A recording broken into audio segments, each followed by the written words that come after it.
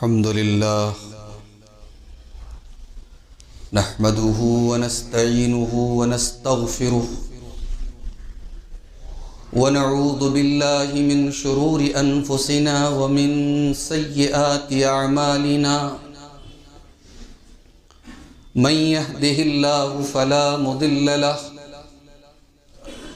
ومن يضلل فلا هادي له وأشهد أن لا إله إلا الله وحده لا شريك له وأشهد أن محمدًا عبده ورسوله يا أيها الذين آمنوا اتقوا الله حق تقاته ولا تموتن إلا وأنتم مسلمون يا أيها الناس اتقوا ربكم الذي خلقكم من نفس واحدة وخلق منها زوجها وبث منهما رجالا كثيرا ونساء واتقوا الله الذي تساءلون به والأرحام إن الله كان عليكم رقيبا يا أيها الذين آمنوا اتقوا الله وقولوا قولا سديدا يصلح لكم أعمالكم ويغفر لكم ذنوبكم ومن يطع الله ورسوله فقد فاز فوزا عظيما أما بعد فإن خير الحديث كتاب الله وخير الهدي هدي محمد صلى الله عليه وسلم وشر الأمور محدثاتها وكل محدثة بدعة وكل بدعة ضلالة وكل ضلالة في النار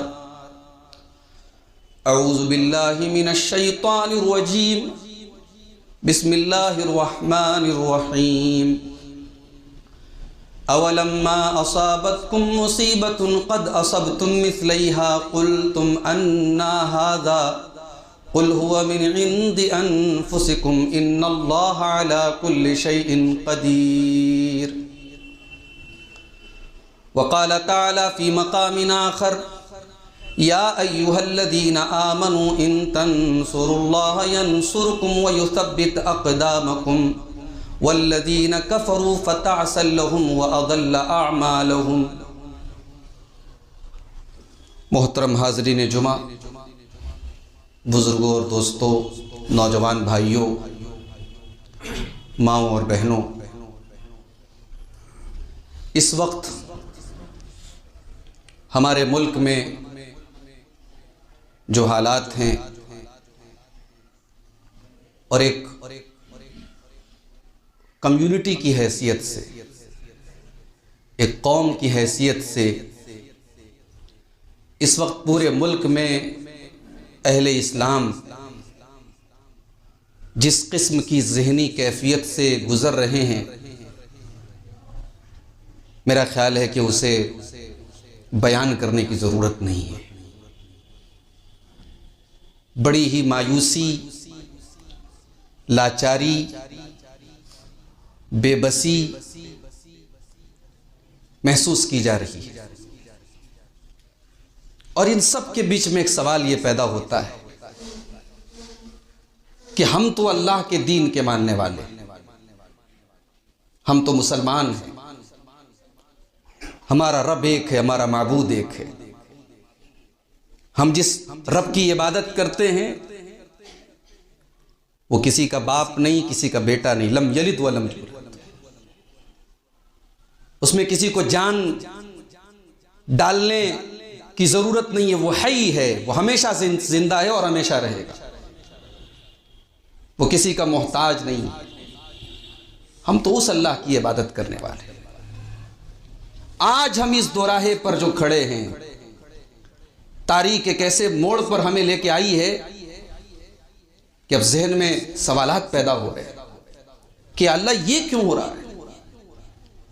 یہ تو سیدھے سیدھے اسلام کے اوپر کفر کا بول بالا نظر آ رہا ہے، یہ تو سیدھے سیدھے شرک توحید پر غالب آ رہی ہے۔ تو ان حالات میں چونکہ یہ جمعہ کا منبر ہے، اور اس ممبر کی بڑی ذمہ داری ہے، بڑی رسپانسبلٹی ہے۔ میں آج آپ کو 1400 سال پہلے اللہ کے پیارے نبی جناب محمد الرسول اللہ صلی اللہ علیہ وسلم کی سیرت کی طرف لے کے جانا چاہتا ہوں، اور ہم سیرت النبی میں جا کر کے اس سوال کا جواب تلاش کرتے ہیں کہ کیا ایسی سچویشن میں جب مسلمان اس طریقے کے حالات سے دوچار ہو، کیا اسے کوئی رہنمائی ملتی ہے، کوئی گائیڈنس ملتا ہے، کوئی مارگ درشن ملتا ہے اللہ کے رسول کی سیرت سے؟ ملتا ہے۔ اللہ کے رسول کی زندگی میں ایک غزوہ لڑا گیا، ایک جنگ لڑی گئی، اس کا نام ہے غزوہ احد۔ یہ مسلمانوں اور مشرکین مکہ کے درمیان لڑی جانے والی دوسری بڑی جنگ ہے۔ پہلی جنگ بدر ہے، اور اس کے 1 سال کے بعد یہ جنگ لڑی گئی، جنگ احد، غزوہ احد۔ یہ موقع نہیں ہے میں غزوہ احد کی تفصیل آپ کے سامنے بیان کروں، مختصر آپ یہ سمجھیں کہ اس جنگ میں ایک ایسا موڑ آیا کہ مسلمان اس جنگ میں غالب آ گئے، جنگ جیت گئے مسلمان، اور دشمن بھاگ رہا ہے۔ اور اس کے بعد ایک ایسا واقعہ ہوا کہ پوری جنگ کا نقشہ پلٹ گیا، اور ایک جیتی ہوئی جنگ مسلمان ہار گئے،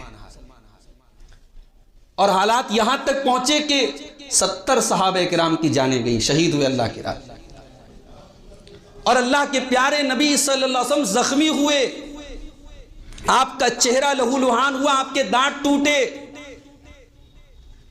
اور مسلمان اس حال میں واپس پلٹے کہ 70 جنازے ہیں ان کے ساتھ، اور سینکڑوں زخمی صحابہ کرام ہیں، اور جنگ ہار کر کے لوٹے، اور نبی موجود ہیں، اور اس دنیا کے سب سے بہترین مسلمان، ان سے بہترین مسلمان تو تاریخ میں نہ آئے ہیں، نہ آ سکتے ہیں، تو ہمارا عقیدہ ہے، ہمارے عقیدے کا ایک حصہ ہے۔ ان کے رہتے ہوئے اور نبی کے رہتے ہوئے مسلمانوں کے ساتھ اتنا بڑا انسیڈنٹ ہو گیا۔ تو جو سوال آج ہمارے ذہنوں میں پیدا ہو رہے ہیں کہ صاحب ہمارا دین تو سچا ہے، ہمارے ساتھ ایسا کیوں ہو رہا ہے؟ ہم اس قدر ذلیل ہو رہے ہیں، اس قدر ہم رسوا ہو رہے ہیں۔ انصاف اور عدل کے سارے معیار بدل گئے، نہ انصافی کو انصاف اور ظلم کو عدل کا نام دیا جا رہا۔ وہ شاعر کہتا ہے نا، خیرت کا نام جنوں رکھ دیا، جنوں کا خیرت، جو چاہے حسن آپ کا کرشمہ ساز کرے۔ وہ حالات اس وقت ہمارے ملک۔ اللہ کے رسول کی سیرت کا یہ غزوہ احد کا چیپٹر اٹھائیے میرے بھائی، اور اگر موقع ملے تو قرآن کریم میں سورہ آل عمران کا مطالعہ کیجئے، اس میں اللہ تعالیٰ نے بہت تفصیل سے اس جنگ کے ایک پوائنٹ پر اللہ تعالیٰ نے روشنی ڈالی۔ میں نے جو آیت کریمہ آپ کے سامنے پڑھی، پہلی آیت یہ سورہ آل عمران کی ہی آیت۔ اللہ نے کہا اولما اصابتکم مصیبۃ قد اصبتم مثلیھا، اے مسلمانوں، جب احد کے میدان میں تمہارے اوپر وہ مصیبت پہنچی جس کی ڈبل مصیبت تم اپنے دشمن کو اس کے پہلے پہنچا چکے تھے بدر کے میدان میں، جو چوٹ تمہیں پہنچی وہ چوٹ اس کے پہلے تم اپنے دشمن کو پہنچا چکے تھے۔ جب تمہارے ساتھ ایسا معاملہ ہوا قلتم انا ھذا، تو تم نے کہا کہ یہ کہاں سے ہو گیا، یہ کیسے ہو گیا، یہ کیا ہو گیا ہمارے ساتھ؟ اب اللہ کا جواب سنو، قل هو من عند انفسکم ان اللہ علی کل شیء قدیر، اے نبی آپ فرما دیجئے یہ جو کچھ بھی ہوا یہ اس کے ذمہ دار تم خود ہو، اللہ تعالی ہر شے پر قادر ہے۔ کیا جواب ہے؟ یہ بہت بڑا جواب ہے، اور پوری تاریخ کے ہر دور پر یہ جواب اپلائی ہوتا ہے کہ اے میرے نبی اور اے میرے نبی کے صحابہ، یہ جو کچھ ہوا ہے اپنے آپ پر غور کرو، اس کے ذمہ دار، اس کی ذمہ داری تم پر بنتی ہے۔ یہ جو مصیبت آئی ہے تمہارے اپنے نفس کی طرف سے آئی ہے، اور اللہ ہر شے پر قادر ہے۔ اگر بدر میں 313 مسلمانوں کو اللہ تعالیٰ 1000 کے دشمن پر غالب کر سکتا ہے، تو انہی اہل ایمان کی کچھ کمیوں اور کوتاہیوں اور کچھ لوگوں کی غلطیوں کی وجہ سے اللہ تبارک و تعالیٰ احد کے میدان میں مسلمانوں کو جیتی ہوئی جنگ ہرانے پر بھی قادر ہے۔ اللہ تعالیٰ ہر شے پر قادر ہے۔ یہ بہت بڑا اس سوال کا جواب اللہ نے دیا کہ اپنے آپ پر غور کرو۔ اس ملک میں آج ہم کوئی نئے نہیں ہیں، ہزاروں برس سے اس ملک میں ہم ہیں، سینکڑوں برس سے ہیں اس ملک میں، ہم حاکم کی حیثیت سے رہے۔ ہم نے کیا کیا اس دور میں؟ اس ملک کی غیر مسلم کمیونٹی تک ہم نے دین پہنچایا؟ نہیں پہنچایا۔ جب ہمیں موقع ملا، جب حالات بہترین تھے، جب حالات ہمارے فیور میں تھے، اس دین کو ہم نے، پہلی بات تو ہم نے خود عمل نہیں کیا، دین کے نام پر خرافات کا ایک سلسلہ جاری کیا، اور بادشاہوں کی تاریخیں آپ اٹھا کے دیکھیے، آپ افسوس کریں گے اور آپ خون کے آنسو رونے پر مجبور ہو جائیں گے کہ اس ملک کی تاریخ میں ہم نے کیا کیا ہے میرے بھائیو، ہمارے حکمرانوں نے کیا کیا۔ دین کے نام پر کبھی دین الہی بنایا گیا، کبھی قرآن کریم کا ترجمہ کرنے پر علماء پر کو سزائیں دی گئیں، قرآن و حدیث کی باتیں کرنے والے علماء کو جیلوں میں ڈالا گیا، توحید اس ملک میں اجنبی بن گئی اور بدعت و خرافات دین کا حصہ بن گئے، اور دین کے نام پر قبر پرستی، مزار پرستی، تعزیہ پرستی، امام پرستی اس ملک میں دین کے نام پر پروموٹ کی گئی، اس کو رواج دیا گیا۔ تو اللہ کا تو بالکل سمپل سا جواب ہے میرے بھائی، یا ایھا الذین آمنوا ان تنصروا اللہ ینصرکم ویثبت اقدامکم، اے ایمان والو تم اللہ کی مدد کرو گے تب اللہ تمہاری مدد کرے گا۔ نعوذ باللہ، اللہ ہماری مدد کا محتاج نہیں ہے، ہماری کیا حیثیت ہے کہ ہم اللہ کی مدد کریں؟ اللہ کی مدد کرو گے یعنی اللہ کے دین کی مدد کرو۔ ہم دین کی مدد کیا کرتے ہیں؟ ہم تو خود دین سے دور ہو گئے، ہمارا لباس، ہمارا رہن سہن، ہمارے شادی بیاہ، ہمارے معاملات، ہمارے اخلاق، دین کہاں ہے آج؟ دین لے دے کے بچائے، مسجد تک بچائے بس۔ دین کی سیمائیں مسجد کی باؤنڈری کے اندر ہے، مسجد کے باہر دین نہیں ہے۔ ذرا سی بات پہ آج ہم ناک اور انا کے مسئلے بنا کے بھائی بھائی میں برسہ برس اور نسل در نسل ہمارے خاندانوں میں اور ہمارے گھروں میں آج برسہ برس نہیں، نسل در نسل بول چال بند رہتی ہے۔ بڑے پکے مسلمان ہیں صاحب، کیا مجال کی ہاتھ ذرا سا سینے سے نیچے چلا جائے کہ ہم نبی کی سنت کے بڑے پیروکار ہیں، کیا مجال کی ہماری آمین کی آواز ذرا سی پست آ جائے کہ ہم نے سنتوں اور حدیثوں میں پڑھا ہے کہ اللہ کے نبی کی آمین کی آواز بڑی بلند ہوتی تھی۔ ہماری سنتوں کی اتباع کا معاملہ مسجدوں کی چہار دیواری کے اندر ہے، اس کے باہر کہیں انا کے نام پہ، کہیں اپنی جھوٹی ناک اور شان کے نام پہ کتنی سنتیں ہیں جن کو ہم ملیا میٹ کر دیتے ہیں میرے بھائی۔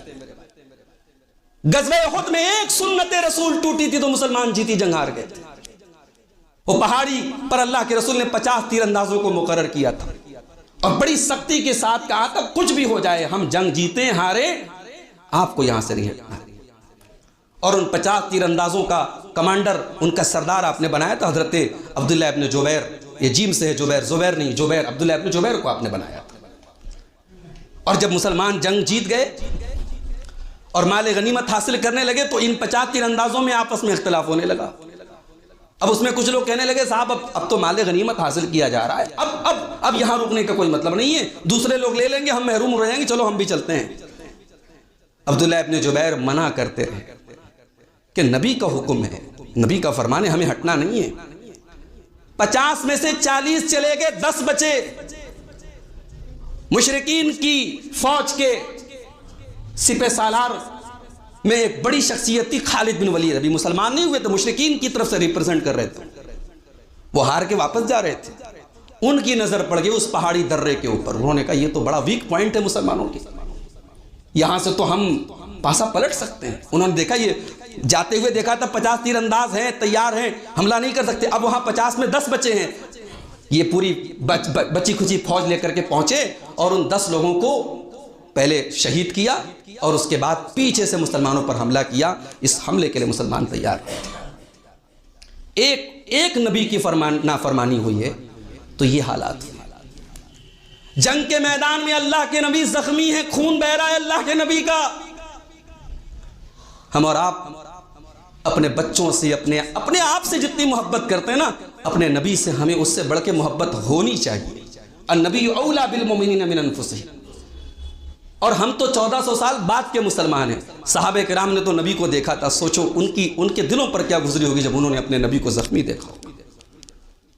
یہاں تک کہ یہ افواہ اڑ گئی کہ اللہ کے نبی شہید ہو گئے، قتل کر دیے گئے۔ بعض صحابہ نے میدان جنگ میں تلوار پھینک دی کہ اب جب نبی نہیں ہے تو پھر ہم کس لیے لڑیں گے۔ اس سوال کا جواب بھی اللہ نے سورہ آل عمران کے اندر دیا۔ بڑی مشہور آیت ہے، یہ وہی آیت ہے جو اللہ کے رسول کی وفات کے بعد سیدنا ابو بکر صدیق نے صحابہ کرام کے سامنے پڑھی تھی تو حضرت عمر کہتے ہیں ہمیں لگا پہلی بار ہم اس آیت کو سن رہے ہیں. وما محمد الا رسول قد خلت من قبله الرسل افإن مات أو قتل انقلبتم على أعقابكم ومن ينقلب على عقبيه فلن يضر الله شيئا. کہا کہ اے مسلمانوں، محمد الرسول اللہ صلی اللہ علیہ وسلم اللہ کے ایک رسول ہیں.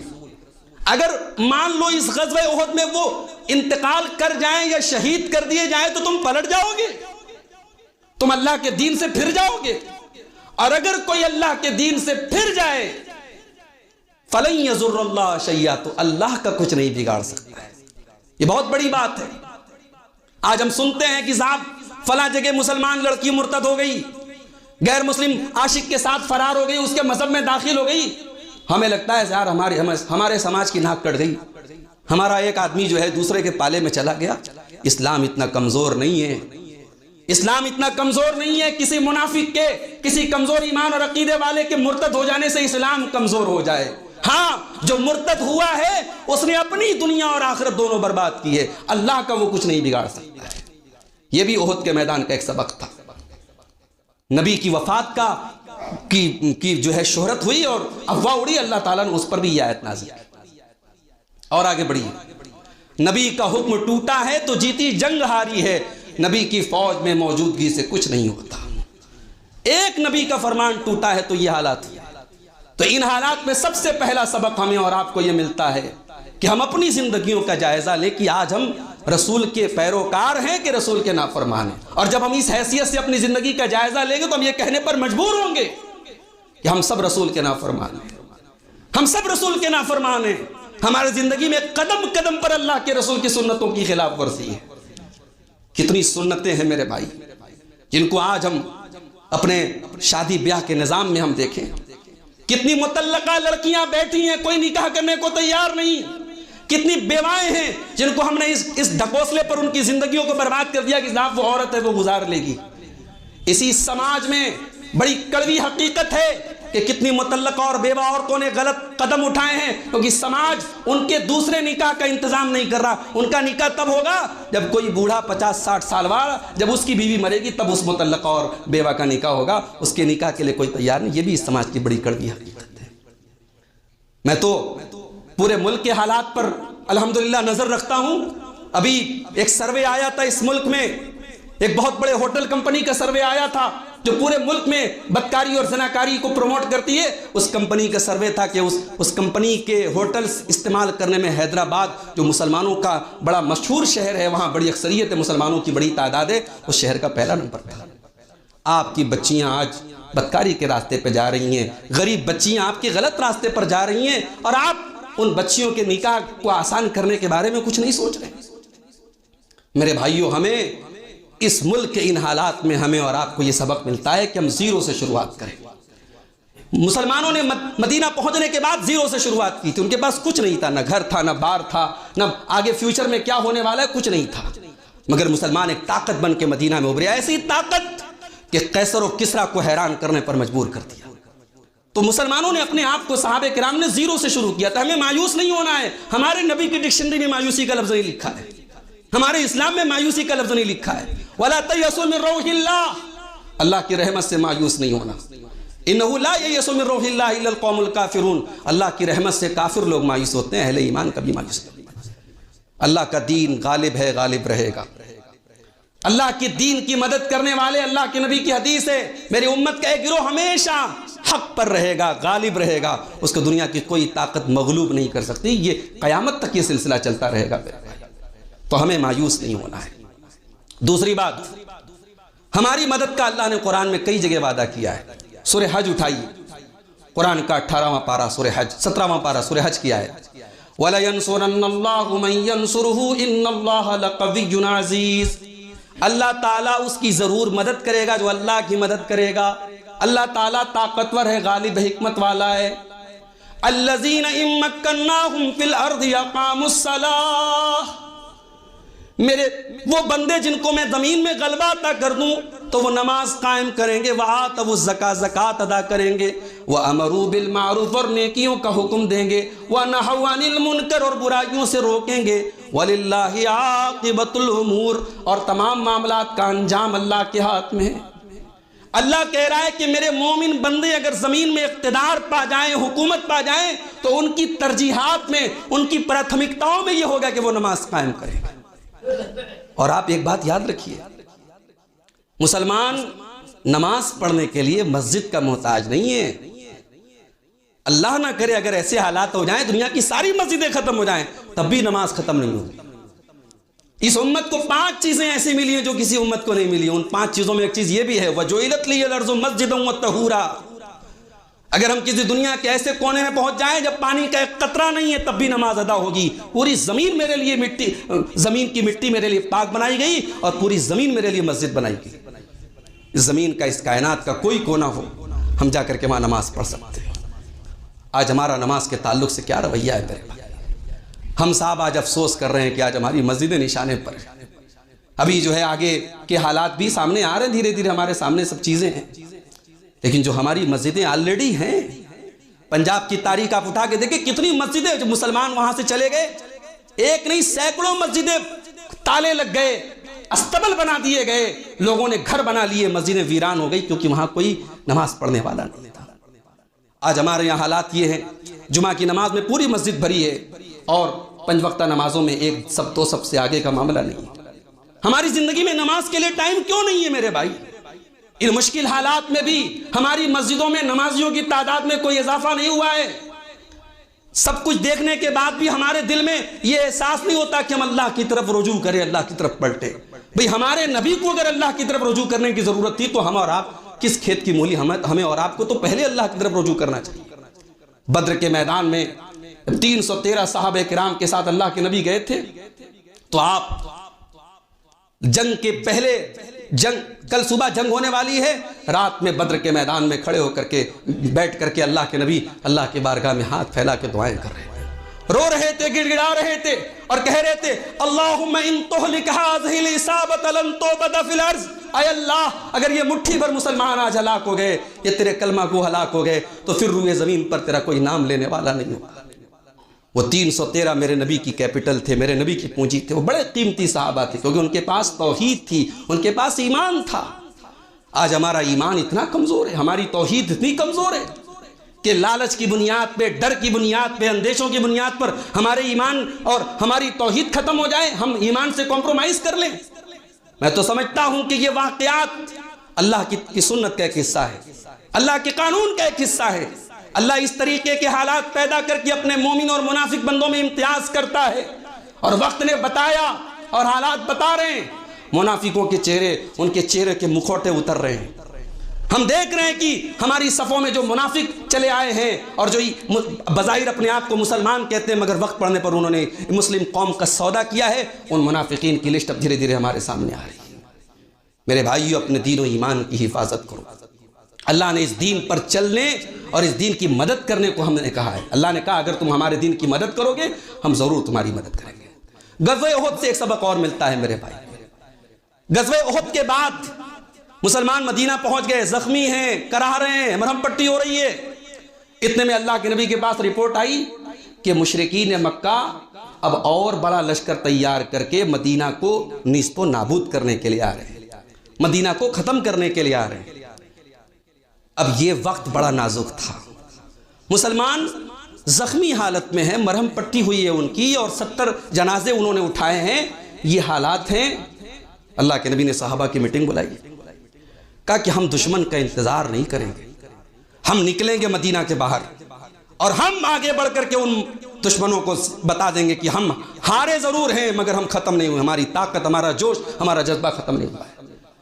اور صحابہ کرام کو لے کر کے اللہ کے نبی کے صحابہ کرام نکلے، حمراء الاسد ایک مقام ہے وہاں تک نکلے، اور جب یہ صحابہ کرام نے اتباع رسول کی جب یہ مثال پیش کی تو اللہ نے قرآن میں کہا لِلَّذِينَ اسْتَجَابُوا لِلَّهِ وَالرَّسُولِ مِن بَعْدِ مَا أَصَابَهُمُ الْقَرْحُ، اے میرے نبی کے صحابہ تم زخمی حالت میں، پریشانی کی حالت میں اپنے نبی کی ایک پکار پر جب تم اس نبی کے فرمان پر نکل پڑے تو کان کھول کر کے سن لو، لِلَّذِينَ أَحْسَنُوا مِنْهُمْ وَاتَّقَوْا أَجْرٌ عَظِيمٌ، اے میرے نبی کے صحابہ تمہارے جیسے نیک اور متقی لوگوں کے لیے ہمارے پاس بہت بڑا اجر اور ثواب تیار کر کے ہم نے رکھا ہے۔ الذین قال لهم الناس ان الناس قد جمعوا لكم فاخشوهم فزادهم ایمانا۔ یہ میرے نبی کے صحابہ تو وہ لوگ ہیں جب ان سے کہا گیا کہ بہت بڑا لشکر تمہارے لیے تیار کیا گیا ہے تو ان کی زبان سے بس ایک ہی جملہ نکلا، حسبنا اللہ ونعم الوکیل، اللہ ہمارے لیے کافی ہے اور اللہ سے بہترین مدد کرنے والا کوئی نہیں ہے۔ اللہ کے نبی صحابہ کو لے کے نکلے، مشرکین تیاری میں تھے، مگر جب اس لشکر کو آتے ہوئے دیکھا مشرکین واپس پلٹ گئے، سمجھ گئے نہیں یہ جو ہے ہارا ہوا شیر اور خطرناک ہوتا ہے، زخمی شیر اور خطرناک ہوتا ہے۔ مشرکین اپنا لشکر لے کے واپس چلے گئے۔ تو اتباع رسول اور اطاعت رسول کی یہ مثال صحابہ نے پیش کی۔ احد کے میدان میں چند لوگوں کی غلطی اور کوتاہی سے اگر ایک سبق ملا تو یہ دوسرا سبق ہمیں مل رہا ہے کہ اگر آج ہم رسول کے سچے فرما بردار ہو جائیں اور اتباع سنت کا جذبہ اپنے اندر پیدا کریں تو ہماری سب سے بڑی طاقت یہی ہے میرے بھائی۔ حضرت عمر اپنے دور میں فوج کے کمانڈر کو خط لکھتے ہیں اور کہتے ہیں، اور یہ لشکر کون سا ہے؟ صحابہ کا لشکر ہے۔ لشکر کے کمانڈر سعد بن ابی وقاص ہیں۔ حضرت عمر خط لکھتے ہیں، لمبا خط ہے، اس خط میں ایک بات حضرت عمر کہتے ہیں کہ اے امیر جیش، اے لشکر کے کمانڈر، تم کو اور تمہارے سارے فوجیوں کو وصیت کرتا ہوں اللہ سے ڈرتے رہنا، اللہ سے ڈرتے رہنا۔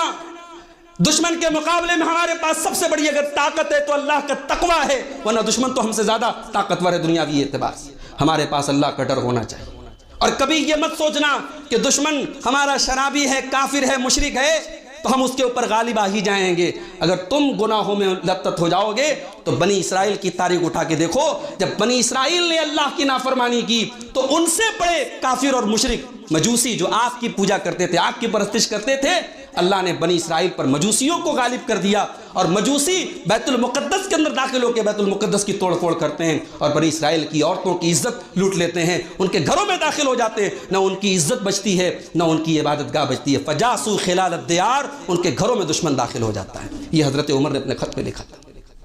تو میرے بھائیوں، ہمیں اور آپ کو اپنے اندر اللہ کا تقویٰ پیدا کرنا ہے۔ اور آخری چیز، چونکہ وقت جمعہ کا مختصر ہوتا ہے، ختم ہو رہا ہے، آخری چیز غزوہ احد سے ہمیں ایک سبق یہ بھی ملتا ہے کہ وہ جو 50 تیر انداز اللہ کے نبی نے مقرر کیے تھے وہ کیوں وہاں سے ہٹے؟ منکم من یرید الدنیا، دنیا کے چند مال اور آسائش اور مال غنیمت کے لیے۔ دنیا پرستی بڑی خطرناک چیز ہے میرے بھائی، ہمیں دنیا کمانے کا حکم ہے، دنیا میں اچھی زندگی گزارنے کا حکم ہے، مگر ہمیں اور آپ کو آخرت کی تیاری کرنے کا بھی حکم ہے۔ ہمارے لیے اصل زندگی آخرت کی زندگی۔ بل توثرون، ہم جمعہ کی نماز میں سورہ اعلیٰ کی آیت اکثر سنتے ہیں، بل توثرون الحیات الدنیا والآخرۃ خیر وابقیٰ، تم دنیا کی زندگی کو ترجیح دیتے ہو جبکہ آخرت کی زندگی زیادہ باقی رہنے والی ہے۔ میرے بھائی، مرنا تو سب کو ایک دن ہے، موت لکھی ہوگی تو بستر پر موت آئے گی۔ اسی لیے جنگ احد میں جو صحابہ کرام شہید ہو گئے تو اللہ نے کہا بل احیاء، یہ اللہ کی راہ میں شہید ہونے والے ہیں، یہ عام لوگوں کی طرح نہیں مرے ہیں، یہ اللہ کے پاس زندہ ہیں، اللہ کے پاس رزق پا رہے ہیں۔ تو وہ شہادت کی جو موت ہے وہ نارمل موت کے جیسی نہیں ہے۔ اللہ نے یہ فرمان نازل کر کے ان مسلمانوں کو تسلی بھی دی جن کے باپ اور جن کے بھائی غزوہ احد میں مارے گئے تھے۔ میرے بھائیوں، یہ وقت ایک دوسرے کو تسلی دینے کا، ایک دوسرے کو ڈھارس باندھنے کا، ایک دوسرے کو مضبوطی دینے کا ہے۔ مایوسی بھرے باتیں نہ کریں۔ ہمارے حق میں جو تھا ہم نے لڑائی لڑی ہے، اور آگے بھی ہم اس ملک کے قانون اور اس ملک کے آج یوم جمہوریہ بھی ہے اتفاق سے، اور آج کے دن ہمارے لیے بڑی طاقت کا دن ہے۔ آج کا دن ہمارے ملک کو، ہمارا ملک ایک ڈیموکریٹک ملک ہے، اور ہمارے ملک کے سنویدھان اور آئین میں یہ لکھا ہوا ہے کہ اس ملک کی کسی بھی کمیونٹی کو اس کے مذہب کی بنیاد پر جو ہے اس کے ساتھ کوئی ڈسکریمنیشن، کوئی بھید بھاؤ نہیں ہو سکتا ہے۔ تو میرے بھائی، اس ملک کے سنویدھان اور قانون اور انصاف کے دائرے میں رہ کر کے ہم نے اپنی لڑائی لڑی ہے، اور آگے ہم لڑیں گے، اور ہم اللہ کی ذات سے نا امید نہیں ہیں۔